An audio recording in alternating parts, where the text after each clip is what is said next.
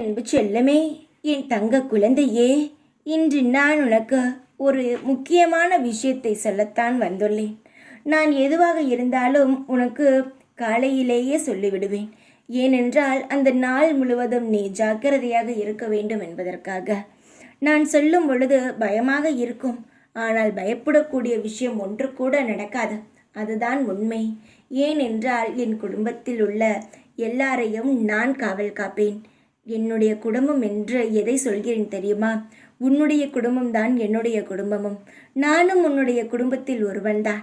என்னுடைய குடும்பத்தை நான் தான் காவல் காக்க முடியும், நல்லது செய்ய முடியும். எந்த ஒரு விஷயத்தில் இருந்தாலும் அதை காப்பாற்ற முடியும்.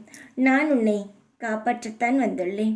தேவையில்லாத யாரிடமும் இல்லை, தெரிந்தவர்கள் கூட இன்று நீ யாரிடமும் எந்த ஒரு காசோ பணத்தையோ வாங்க வேண்டாம். ஏனென்றால் இன்று நீ செய்யக்கூடிய காரியங்களானது வளரும். அதனால் சொல்கிறேன், நல்ல காரியங்களை செய்.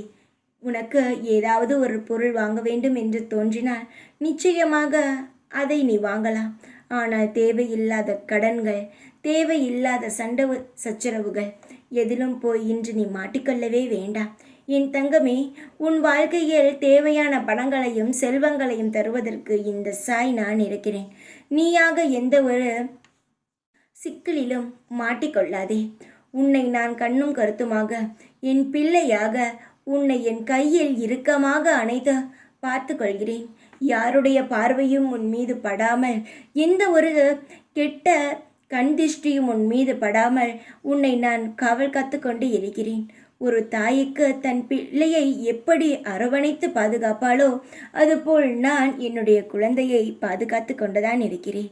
என்னுடைய தங்கமே, உன் வீட்டில் இருக்கும் அனைவரும் எனக்கு குழந்தைகள். நான் உன் தந்தை. உன் வாழ்க்கையை நான் எப்பொழுதும் கீழே தள்ளிவிட மாட்டேன். ஒவ்வொரு விஷயமும் நான் சொல்கிறேன் என்றால் அது ஒரு காரணத்திற்காகத்தான் சொல்வேன். எந்த ஒரு விஷயத்திலும் உன்னை மாட்டிவிட மாட்டேன். பிரச்சனை வருவதற்கு முன்பே எல்லாவற்றையும் சொல்லி உன்னை காப்பாற்றுகிறேன். அதனால் இன்று சொல்லும் இந்த விஷயங்களை செய்து விடாதே. உன் வாழ்க்கையில் சந்தோஷங்கள் மலர வேண்டுமென்றால் நான் சொல்லும்படி கேள். எல்லாம் தானாகவே நடக்கும். இப்பொழுது நடக்கும் அனைத்தையும் வைத்து உன் வாழ்க்கை இப்படி இருந்துவிடும் என்று தீர்மானிக்க வேண்டாம். பொறுமையாக இருந்து பார், உன் வாழ்க்கையானது மாறும். தைரியமாக இரு. எப்பொழுதும் உன் கூடவே இருப்பேன். ஓம் சாய்ராம்.